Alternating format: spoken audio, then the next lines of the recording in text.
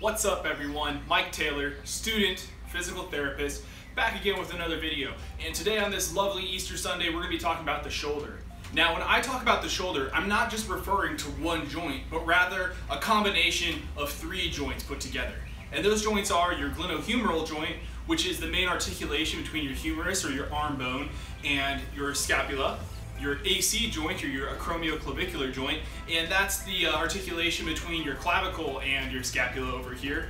And then your scapulothoracic joint, and that is the muscular interplay between your scapula and your thoracic spine and rib cage. And put together, this combination of joints provides the most gross motion of any joint in your body. Now this is good because it allows us to do things that we like doing, like grill steaks, catch championship winning touchdowns, crack open beers, pet dogs, and lift weights. But where we can run into trouble though is when that motion is uncontrolled or when we compensate due to lack of motion in one part of the complex. When this happens, sometimes we can feel pain. So there's a lot of reasons for shoulder pain, and for the purposes of this video, we're not going to walk through each and every one of them. What we're going to talk about today though is a relationship between instability and impingement and how that can affect you, the haver of shoulder pain. So we already know that movement in the shoulder comes from those three main joints, and one contributing factor that can lead to trouble is when one of those joints or more is not moving the way that it's supposed to.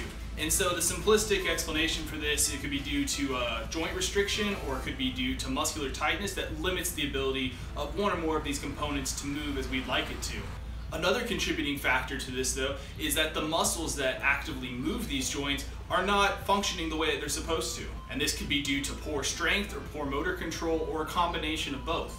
To really grasp this concept, it's important to go over some anatomy first. So for example, your rotator cuff muscles help to stabilize the head of the humerus inside that glenoid fossa, the articulating surface on the scapula. And so the scapula then is dynamically stabilized again by muscles that connect the thoracic spine and ribs to the scapula. In fact, the only bony connection of the shoulder to the rest of the body is at that AC joint, your clavicle. So that is the only hard bony connection between your shoulder and the rest of your body. So that concept alone should impress upon you the importance of all of these muscles working together in harmony for you to be able to move as you want to. If we lack strength in any of these muscles, or if we're not activating them in the proper sequence to allow us to get a pain-free, normalized, controlled range of motion, that can lead to what we can call functional instability. What functional instability refers to is that loss of dynamic control by those stabilizing muscles. This loss of control can then contribute to various forms of what we call impingement.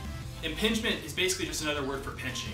And in the context of the shoulder, it's usually going to refer to the pinching of some structure, be it a rotator cuff tendon or a bursa, between parts of the scapula and the head of the humerus. And there are various forms of impingement, which might be a good topic for a later video, but to really diagnose yourself with one, it would involve a skilled physical therapist laying hands on you and doing their own evaluation, or getting some form of advanced imaging to correlate with clinical findings. I'm not here to diagnose you today, and in general, I treat people, not pathologies. So right now, for the sake of this video, I'm not concerned with what type of impingement you may or may not even have. What I can do today though is go through a progression of exercises that can be effective in strengthening the scapular and rotator cuff stabilizing muscles that are sometimes limited in people, and also mobilizing certain areas that can be restricted. There are an infinite number of combinations of exercises that I could show you, and it could be more or less effective depending on the person. But this is just kind of a common example of things that I would normally see in the typical shoulder pain patient.